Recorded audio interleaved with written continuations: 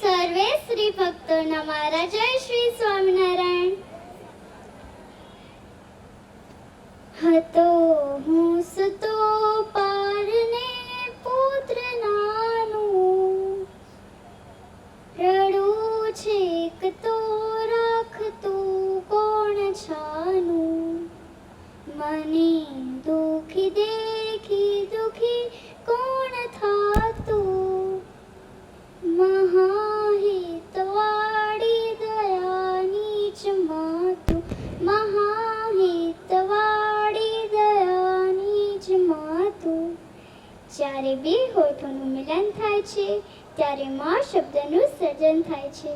જો માં શબ્દ બોલવાથી જ બે હોઠોને ભેગા થવું પડતું હોય તો આ સંસારને એકજૂટ રાખવા માટે માં નામનું તત્વ બહુ જરૂરી છે. આ સભામાં અંતર્યામી સ્વરૂપે વિરાજમાન મારા લાડલા પાઠ પ્રભુ ઘનશ્યામ મહારાજ તથા સમગ્ર સત્સંગ સમાજ પર આશીર્વાદ રૂપી છત્ર ધારણ કરનાર પરમ પૂજ્ય ધર્મ ધુરંધર 1008 આચાર્ય શ્રી અજેન્દ્ર પ્રસાદજી મહારાજ તથા સમગ્ર શ્રી ભક્તોના ગુરુપદે વિરાજમાન જગતજનની રાજરાજેશ્વરી અખંડ સૌભાગ્યવંતા પરમ પૂજ્ય ગાદીવાળા માતૃશ્રી તથા સમગ્ર ધર્મકુંડની સેવામાં સદાય તત્પર સાક્ષાત સીતાજી અને ઉર્મિલાજીની ઉપમા આપી શકાય એવા પરમ પૂજ્ય બંને વહુજી મહારાજ તથા સમગ્ર શ્રી ભક્તોને સાચી રાહ બતાડનાર પરમ પૂજ્ય રમા કુંવરબા તથા ઉર્વશી કુંવરબા તથા પરમ પૂજ્ય બંને લાલી રાજા, આપ સર્વેના ચરણોમાં મારા કોટી કોટી વંદન સ્વીકારજો. આજે મારે એકદમ નાનકડા શબ્દ વિશે ખૂબ જ મોટી વાત કરવી છે અને એ નાનો શબ્દ છે માં. માતા માટે હું મારા નાના મુખથી શું કહી શકું, કારણ કે જે ત્રિલોકનો નાથ છે ને તે પણ માં વિના અનાથ છે. માં એટલે ગોળનું ગાડું, જેની ચારે કોર મીઠાશ મીઠાશ અને મીઠાશ જ હોય. આ જગતમાં નિસ્વાર્થ પ્રેમ જો કોઈ આપણને કરતું હોય ને તો તે આપણી માં છે. એવો જ નિસ્વાર્થ પ્રેમ આખા સ્વામિનારાયણ સંપ્રદાય પર જો કરતું હોય ને તો તે આપણા પરમ પૂજ્ય માતૃશ્રી છે. માતૃશ્રીના ઉપકારનો આપણે શું માફ કરી શકીએ? એ તો અનંત આકાશ જેવો છે, જેમને સંપ્રદાય માટે ઘણા વર્ષોથી અનાજનો ત્યાગ કર્યો છે અને ફરાળ જમીને ભગીરથ તપ કરી રહ્યા છે.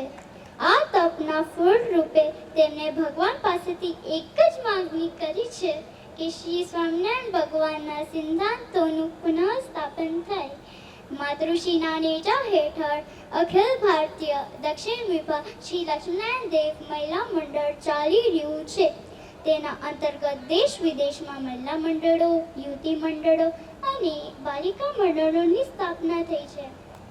આ ઉપરાંત 5 લાખથી પણ વધુ શ્રી ભક્તોને ગુરુમંત્ર દીક્ષા આપી છે.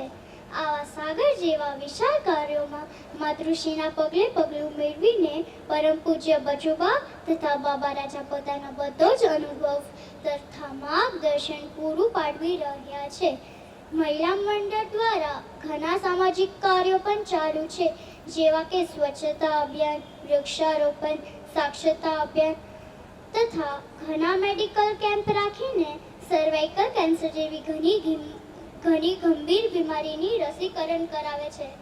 અંતમાં હું આટલું જ કહીશ કે પરિવારને એક તાંતડે બાંધવા માટે માં ગમે તે કરી શકે છે, તો આપણા આ સત્સંગરૂપી પરિવારને એક તાંતડે બાંધીને સર્વે હરિભક્તોના દુઃખનું નિવારણ આપનાર પરમ પૂજ્ય ગાદીવાળા માતૃશ્રીનો આભાર માનવો જ ઘટે, કારણ કે મીઠા મધુને મીઠા મેઘુલાલ રેલો, એથી મીઠી તે મારી માતરી જનનીની જોડ સખી નહીં જડે રેલો.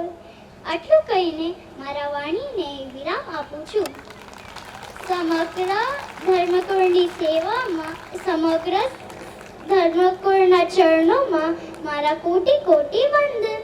मातृश्री आप जियो हजारों साल साल के दिन 50,000. જય શ્રી સ્વામિનારાયણ. ખૂબ ખૂબ આભાર કેતકીજી.